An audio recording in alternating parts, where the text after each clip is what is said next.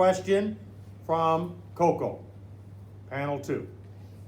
So my question will be, did the COVID-19 pandemic signal the end of China's economic booms?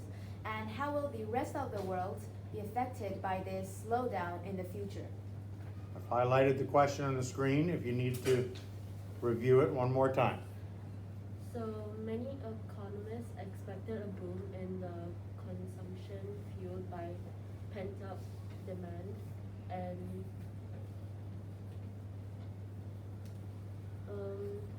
the China has some signs of recovery, but in the end, it's still coming up really slow. But they should have prevented this by doing some precaution and like financial reserves for the money and stuff. So I think yes, they're recovering, but slowly.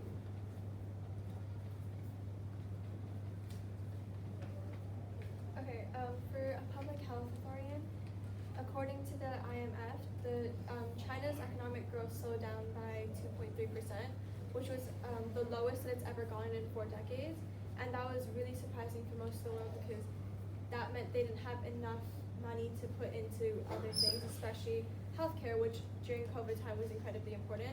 They didn't have as much money they could spend on medicines, on infrastructure, on hospitals, and that was something that really affected how the COVID-19 management worked.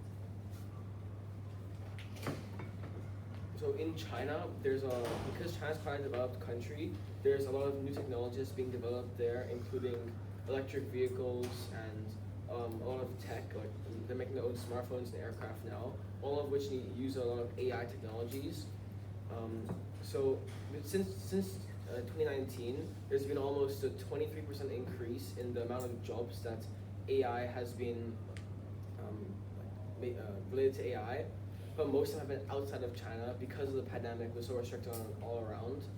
So now China is falling behind, especially in technology and AI, which is significant impact to the rest of the world as China, because it's such a developed country and there's so many population there, they're a massive market for AI and a lot of technologies there and have a large consumer base that would use the technologies there. So looking at the environmental perspective, we all know that China had a lockdown for a pretty long time, and there was a time period where people were not allowed to go outside, meaning that it actually slowed down the environmental pollution and human activity that has been done to the environment. There was one video where it showed that a tree that didn't have leaves after the pandemic, it actually grew. So this is a sign that biodiversity is growing, and as well as lower pollution rates due to the pandemic and lockdown. Sahit? Well, for the public health expert, as China's global position on manufacturing of medical supplies such as ventilators and masks due to the COVID-19 pandemic in China, during that time, were there any shortcomings in the rest of the world? Were there effects on the healthcare system globally? I feel that since China is a very big manufacturer, it's a very big producer, a lot of countries shut down their imports from China because they didn't want to risk their countries getting the virus, getting COVID-19. So that affected all of their productions because none of them were able to get access to all the resources and medical supplies that China had access to, that China was able to manufacture, which meant that the rest of the world needed to find other suppliers and other places to create such resources to help their own countries.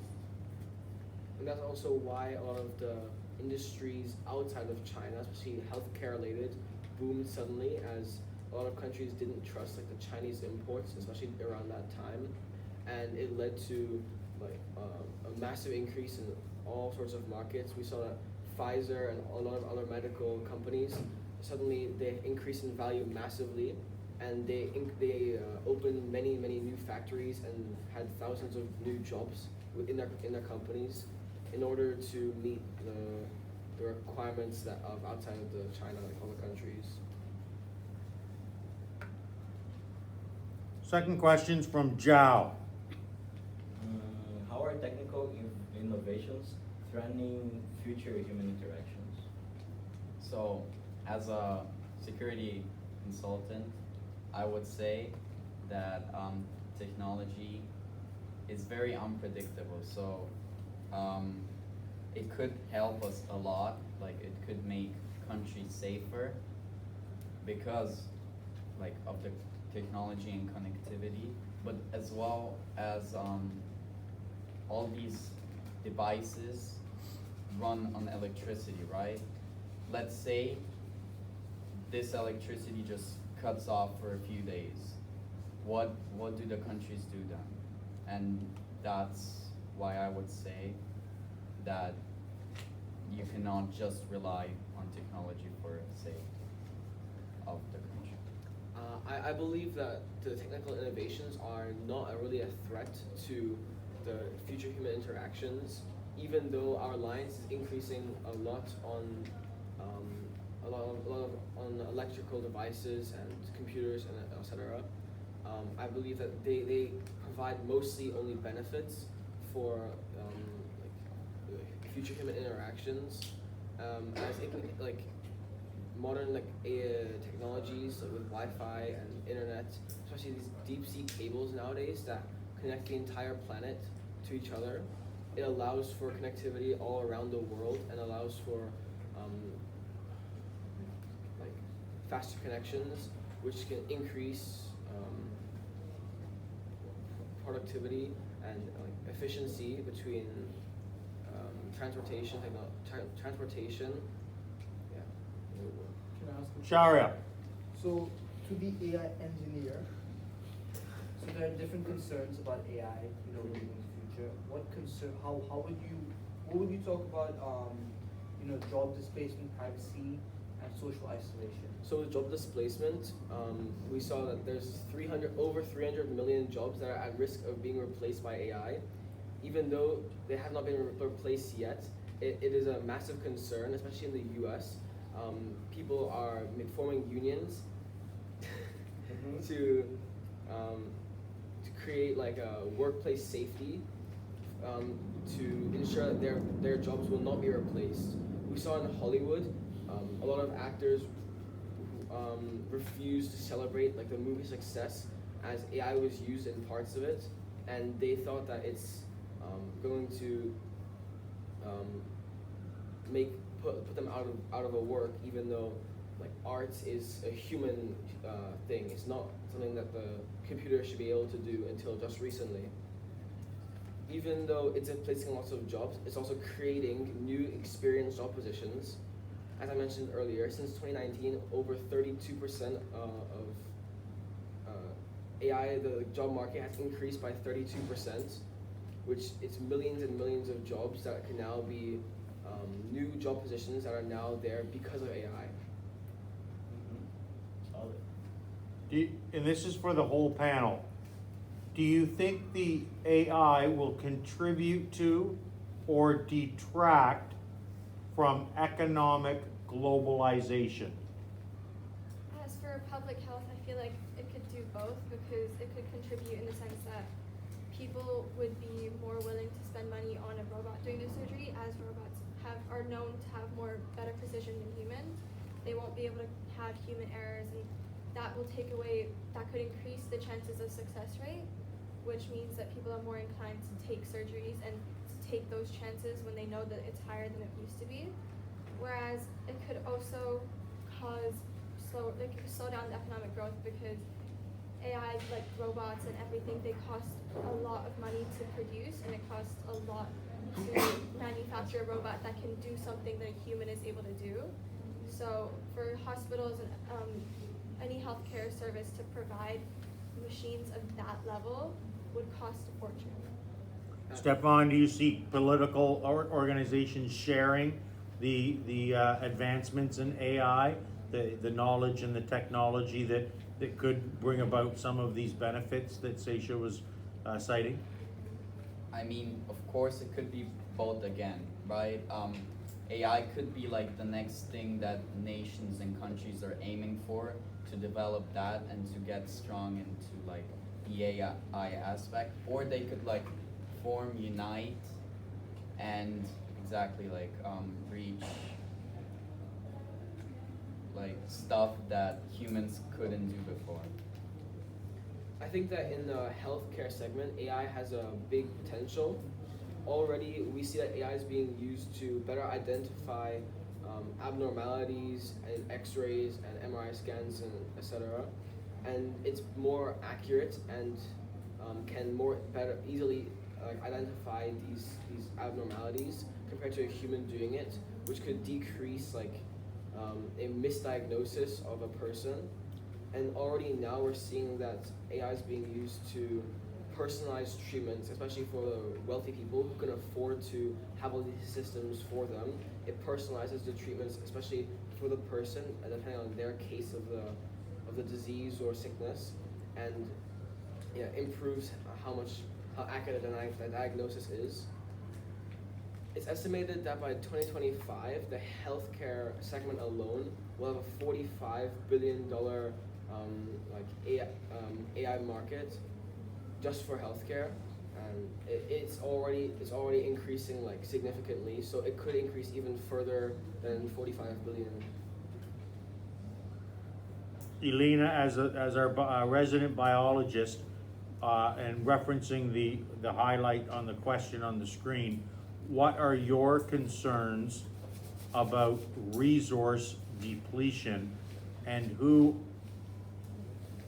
in the end, should be responsible for safeguarding or governing the rate of resource depletion or replenishment around the world?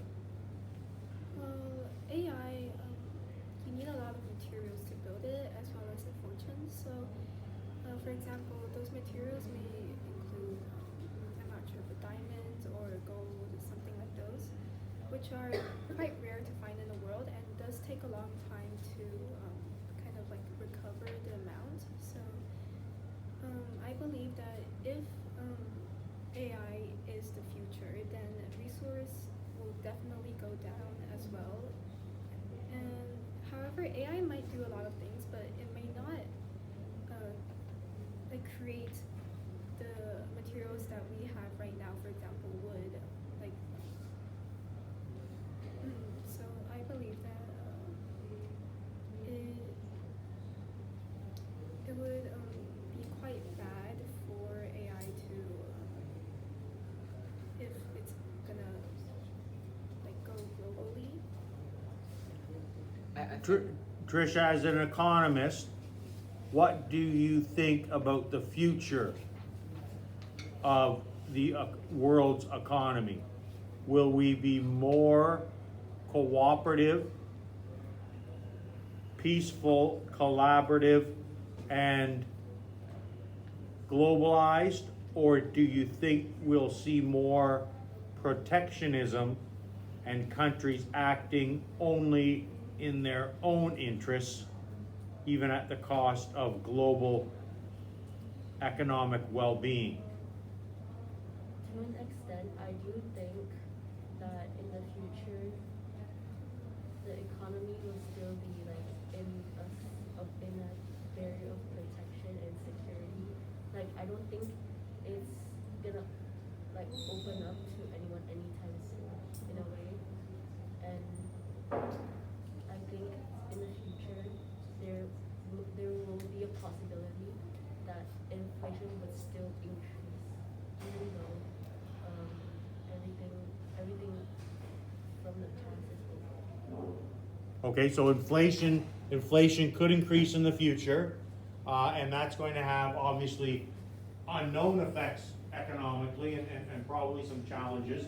To the whole panel, with respect to a potential slowdown in what we've seen for the past 30 years in China, which was tremendous exponential growth, 8, 10, 12, 14% per year compounded, if that's reduced to 5% or a much lower number, what complications might that have for us here in Singapore or from the countries that we come from? So, for example, the the products that we all love and use that are produced from China would be, sorry? Louder. Okay, that are produced there would of course be less, because less people equals less products produced. Now AI could, of course, like make it easier, because AI is way more efficient than humans. But yeah, we'll have to see. As a public health authority, again, with China being one of the biggest manufacturers and being one of the biggest exporters, every country that gets resources from China, if their economic growth slows down, if they aren't able to produce and manufacture like the kind of healthcare resources they are now, every single country that gets imports from China, they will have to find other manufacturers, they'll have to find other ways to get their own resources, which will cause significant uproar in our world, like in our global society, because they are known as like a stable producer, and now people don't really know where else to get these kind of resources at that large quantity. Because of the conflict in China and Taiwan, between China and Taiwan, there's already suspicion that there's a risk of the exports from China that will continue to the rest of the Western world. USA is already producing, starting to build massive factories for the semiconductor chips that are being produced in Taiwan, as they believe that if China does invade Taiwan, there's a very high chance they will lose access to all those chips, which is what most of the modern society runs on.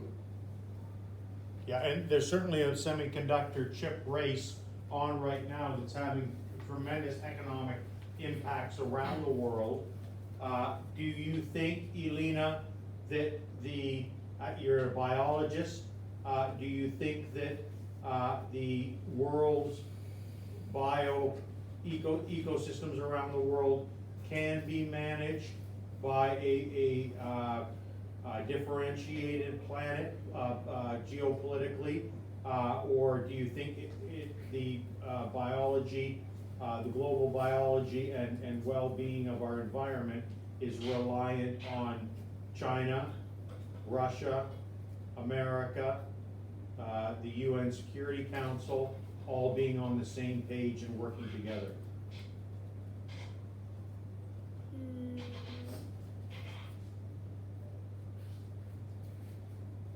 Sorry, could you repeat the Are question? you concerned about global collapse if the largest powers in the world do not collaborate to preserve the environment? Well, definitely, yes. So, for example, China, they have a large population and they are actually doing a lot to help the environment. So right now in the world, for example, fresh water is like a scarce resource. It can run out one day. However, we are trying to filter it, which can be reused over and over again, which is a helpful way. And without those big continents, it can be really hard to manage or actually come up with new ideas to help with the collapse of our environment and biodiversity. So I believe without the big continents, it would be a big challenge for the world to maintain the ecosystem and biodiversity we have right now. Thank you, panel. Say it, we can For close it the- off now. AI engineer, there's one question that you said. You said AI could be used to personalize healthcare for wealthier individuals. What about people with lower incomes? Could that cause a disparity in the healthcare system? Well, of course, it will cause some disparity. However, the AI technology is constantly evolving. So eventually, it will come to the point that anyone will be able to afford like a personalized treatment plan. However, now it's still only like in testing. Still, it's not like a full system that anyone can just buy. It's still just case by case. It works sometimes. It doesn't work other times. And it's still a system that's supervised by doctors constantly to make sure that it's not doing anything wrong with the treatment plan. Thank you, AI expert, and thank you, Sid, for the final question. Sid, we can close the video.